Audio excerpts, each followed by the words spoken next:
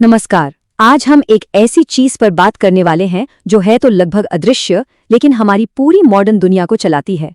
जी हाँ, हम बात कर रहे हैं सेमीकंडक्टर्स की, वो छोटे छोटे दिमाग जो हमारे हर डिवाइस को पावर देते हैं। तो चलिए इसमें जरा गहराई से उतरते हैं। तो चलिए शुरुआत एक सवाल से करते हैं। कभी सोचा है कि वो कौन सी एक चीज है जिसके बिना आज की दुनिया सच में थम जाएगी? इसका जवाब शायद थोड़ा हैरान करने वाला हो। ये वो चीज है जो हमारी जेब में है, सड़क पर दौड़ती गाड़ियों में है और यहाँ तक कि जंग के मैदान में भी मौजूद है। एक आम स्मार्टफोन को ही ले लीजिए।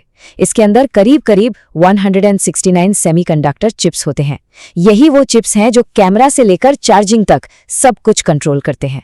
और अगर एक मॉडर्न कार के बारे में सोचें तो ये नंबर और भी बड़ा हो जाता है। उसमें 3500 तक चिप्स हो सकते हैं। इंजन मैनेजमेंट से लेकर इंफोटेनमेंट सिस्टम तक हर चीज के लिए ये जरूरी है। और बात जब सैन्य ताकत की आती है तो एक जेवलिन एंटी टैंक मिसाइल में 250 माइक्रोचिप्स होते हैं। इन चिप्स के बिना एकदम सटीक निशाना लगाना नामुमकिन है। तो ये तो साफ है कि ये चिप्स हर जगह हैं और इनकी अहमियत बहुत ज्यादा है। लेकिन ये अदृश्य दिमाग, ये सेमीकंडक्टर आखिर हैं क्या? चलिए हमारे पहले हिस्से में इन्हीं मॉडर्न लाइफ के बिल्डिंग ब्लॉक्स को समझते हैं।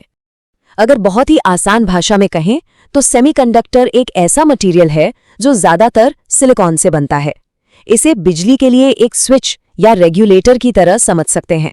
ये बिजली के बहाव को पूरी तरह से चालू, बंद या फिर बीच में कहीं भी एकदम सटीक तरीके से कंट्रोल कर सकता है। और बस यही खूबी इसे सारे इलेक्ट्रॉनिक्स की बुनियाद बनाती है। ये जो बात यहाँ लिखी है ये सच में हैरान कर देने वाली है। मतलब अंदाजा लगाना भी मुश्किल है कि ये चिप्स कितने छोटे होते हैं।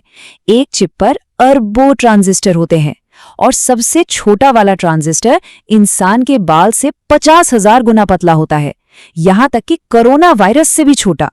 ये टेक्नोलॉजी सच में कल्पना से परे है। और ये जो अविश्वसनीय तरक्की हुई है ये मूर के नियम की वजह से मुमकिन हुई है। 1965 में इंटेल के को-फाउंडर गॉर्डन मूर ने एक भविष्यवाणी की थी कि एक चिप पर ट्रांजिस्टर्स की संख्या हर 2 साल में 2 गुनी हो जाएगी। और जैसा कि हम देख सकते हैं ये भविष्यवाणी काफी हद तक सही साबित हुई है, जिससे हमारी कंप्यूटिंग पावर आसमान छूने लगी। तो अब सवाल उठता है कि ये चिप्स बनते कैसे हैं? देखिए, ये प्रोसेस बहुत ही ज्यादा खास और महंगा है और इसकी शुरुआत होती है डिजाइन फेज से। एक चिप की जिंदगी में मोटे तौर पर 4 स्टेज होते हैं। सबसे पहले इसका एक बहुत ही कॉम्प्लेक्स ब्लूप्रिंट तैयार किया जाता है। फिर उन मशीनों को बनाया जाता है जो इन चिप्स को बनाएंगी। इसके बाद असली चिप बनती है और आखिर में उसे पैक और टेस्ट किया जाता है। इस इंडस्ट्री में एक बहुत जरूरी बिजनेस मॉडल है। कुछ कंपनियां हैं जिन्हें फैबलेस कहते हैं, जैसे कि एनवीडिया और एप्पल। ये अरबों डॉलर खर्च करके चिप्स डिजाइन तो करती हैं, लेकिन उन्हें खुद बनाती नहीं है। ये काम फाउंड्रीज करती हैं, जैसे TSMC, जो सिर्फ चिप बनाने में माहिर हैं।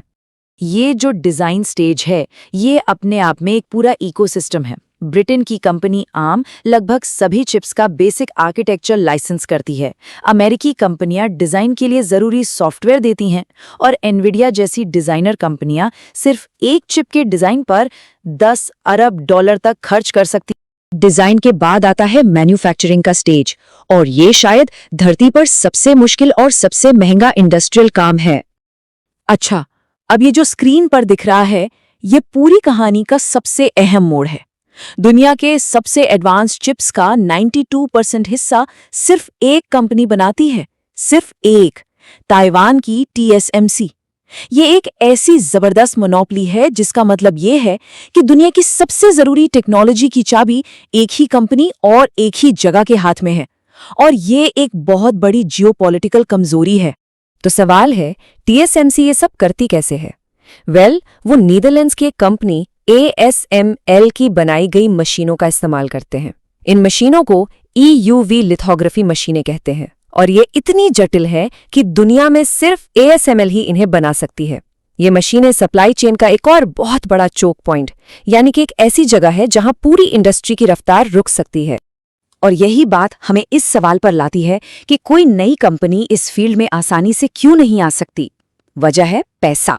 एक नई फैक्ट्री, जिसे फैब कहते हैं, उसको बनाने में 20 अरब डॉलर तक का खर्च आता है और इसमें कई साल लग जाते हैं। ये बहुत बहुत बड़ा निवेश है।